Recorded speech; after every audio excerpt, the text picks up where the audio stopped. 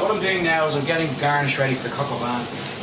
I have bacon lardons, and we have mushroom that we're going to put in at the end of the dish. Now, as you can see here, what I have, this is ordinary black bacon that has been cut into lardons here. I've just added a little bit of butter to give it and browned off the butter just to give it a little bit of a flavour, and also to help it kick off in relation to the cooking. Now, the last thing that you want to do here is to overload the pan. So we're going to cook these off first of all. When they are cooked off, we take them out, we set them aside,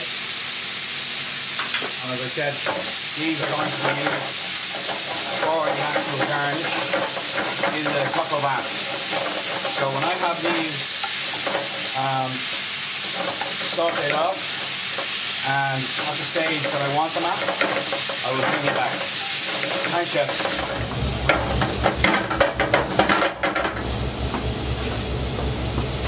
Okay, now we're moving on to the second batch of bacon.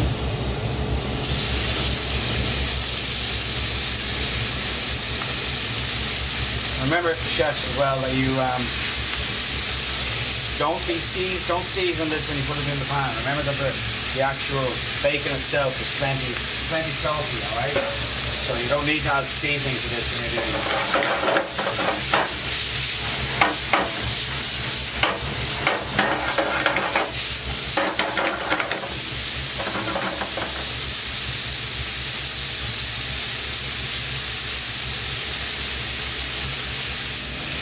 Now, chefs, I'm taking out the remainder of the bacon. You can see the stage that I have it at here. I've more or less, I haven't 100% cooked it. It's blanched, for a better word of it. Now, what I'm going to do now is I'm just going to add in the next part of the garnish, which is the mushrooms, and then we'll begin actually pulling the coq au vin together, okay? Now, the mushrooms are just about to go in.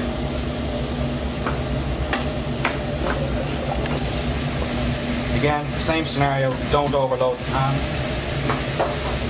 Yes, chef. What we want to do is basically, we want a little bit of colour on these mushrooms, but we also want them pretty much to cook as well. Don't forget, these are going to be added in at the end of the dish. Now you can see that they're picking up all the sediment from the bottom of the pan with the bacon. So, exactly how we want it.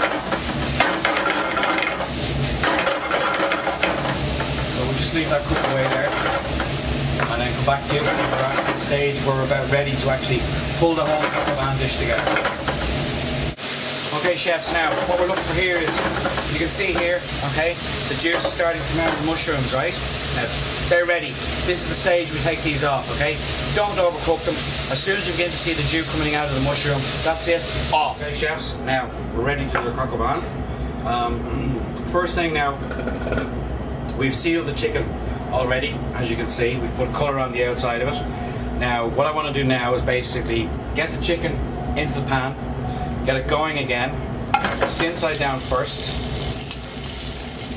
Now, I also want to add in, okay, we have the flavour of the marinade all worked into the chicken, right? What I want to do now as well is I want to add in a shot of brandy. Now we can add in the brandy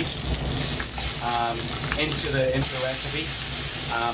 It actually supplements and complements the flavors that are already here in the chicken itself. So remember that if you're doing a large portion of this, getting your mise en place ready for the evening service, okay, it would be better to potentially have your sauce already made with your brandy in it, and then just to give it a quick dash in relation to just giving re-supplementing again, just re-enhancing it, and before you actually put it into the oven to finish off. Now, as you can see here, what I'm doing is I'm dry frying. Now I'm going to add in our shot of brandy now at the moment, next minute. Then I'm going to add in our demi-glace. I'm going to put it into the oven. And now don't forget as well, our demi-glace also has an amount of the marinade already in it, included in there. Okay? So, okay, let's get with the brandy next. Hey, young man, stand back to the box there. Be careful, okay? Now,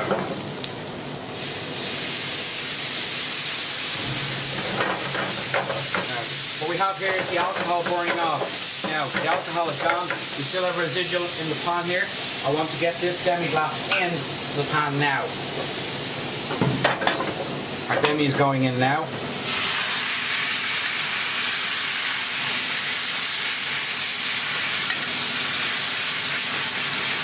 Now we want to cover this into our oven and cook it off for about 20 minutes.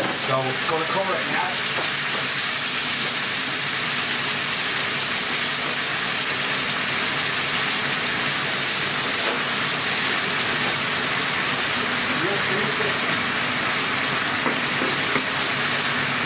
Okay, now we're just going to add our lid to this, and then it's going into our oven, and when we're ready to take it out, we'll bring it back. Hey guys, now just take this out of the oven. We have to check that it's cooked, and it is 75 degrees. A good probe like this is valuable to the kitchen. You can get anywhere like Bunsen McLaughlin or any of the good stores. Back on the fire. Just bring it back up to the point of boiling. Then we shall add some of the garnishing that we had done earlier. The lardons of bacon back into the sauce. Pearl onions, nice and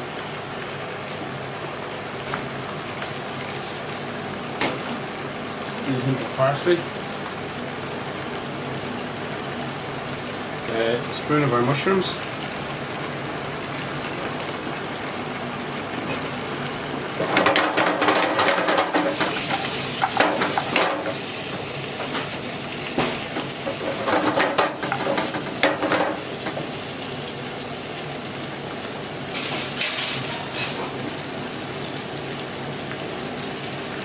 Just to really make this a real rich sauce, you just want to add some fresh butter, hard butter, and just mount it in. 2 minutes.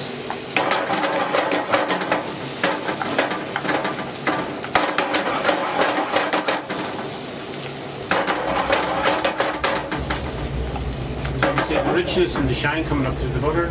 I'm now going to present it on the plate. Thank you, Chef. We take the breast out, put it down. The drumstick, as I said, the drumstick with the breast. The winglet. Just be careful how we work. And then all the garnishing. Lovely with all the rich sauce. Sauce becomes the essence of the whole dish.